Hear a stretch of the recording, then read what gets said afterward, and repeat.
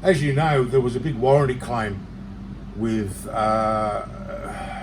JRA, or whatever they called it at the time. When they put the liners in these blocks, they machined all the way down to the bottom. There was nothing, there was no meat on this block to help hold the liners in. You've got to have a step at the bottom of this so you can shrink fit these in, right? And then you dress at the top, blah, blah, blah. And they stay where they are. The LCR blocks, as I explained on one of my earlier videos, didn't seem to have that problem. They had it all lined out, right? But this is one of the blocks, brand new, with, as you can see, with the travel wax and everything all over it. It was wrapped up in a crate, plastic bags and all sorts of hoo-ha. And this is as it came from the factory to replace the motors that the liners fell out of. I just wanted to run over a few things with you as to the piss poor quality or the lack of attention to detail that these clowns at the factory put into these motors, okay? Now, whenever I present a motor or anything like that, one, you put an arris on this, mate, you could trim your fingernails on these bolt holes here, all the way around, every bolt hole. Look at the dags and shit around here, all the way around here. Look inside the block here, and all this stuff's ready to fall off at any tick of the clock.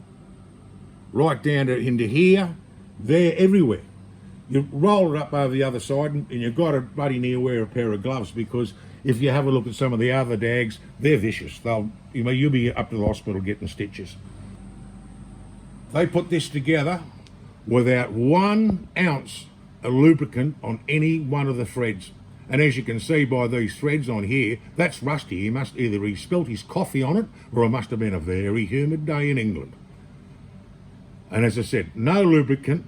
Now these bolts are the mains, right? And these are the cross bolts here, right? And you can find any lubricant on that, mate. You're a better man than me, Gunga Din. As you can see from these washers here, these bolts for the cross bolts and these bolts for the mains were never even tensioned properly. They probably had about 30% of the actual tension that needed to hold that crankshaft in place in the block, is to get good squish onto the bearings, or crush onto the bearings. As you can see from these bearings, they're all marked. The only thing I can see on this bearing is travel wax, that obviously when they've sprayed it from underneath, on top, or anything like that. And there was basically no lubricant, and they're all marked the same. There was neither anti-seize or Joe Gibbs performance assembly grease. There's absolutely not a skerrick of anything put on anything in this motor. Now we can turn it over.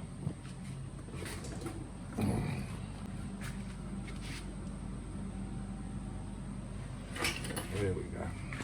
We're over. Not that this is going to make any difference to the performance of the motor, but you can see all the sharp dags and stuff like that. Mate, any poor coot pissing around with this thing, let alone all the sharp edges around all the actual machine surfaces here, right, they're sharp. Believe you me, they're sharp.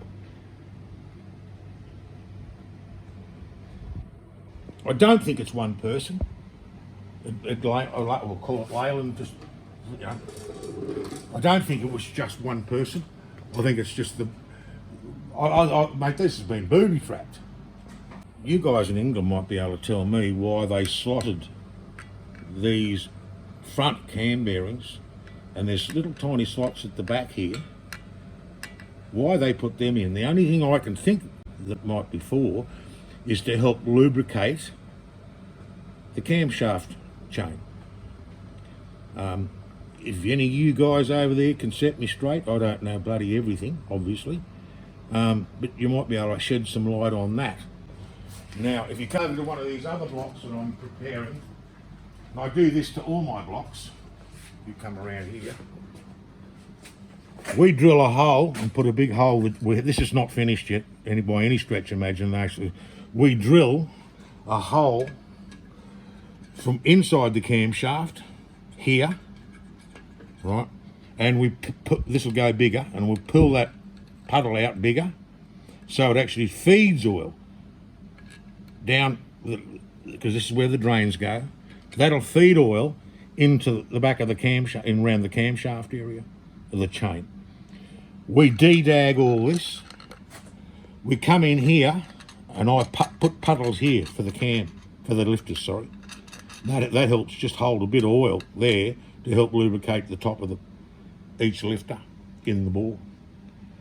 None of these other blocks, and that's the only time I've ever seen it, is on the LCR blocks that they had those type of cam bearings, which I think should make this motor about, this motor here, the brand new one, which should make it about 2002, I think, or 98, somewhere around that vintage.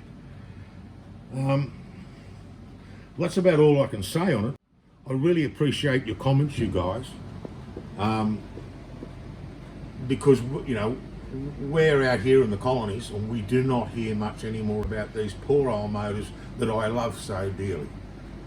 And it is very upsetting, it's to a point where they present stuff like that from the factory to fix something that was already stuffed up because it was a lackluster attention to detail or post-mechanical lassitude I've ever seen in my life. So if you guys can comment any of this stuff, it'll be very much appreciated. Thank you.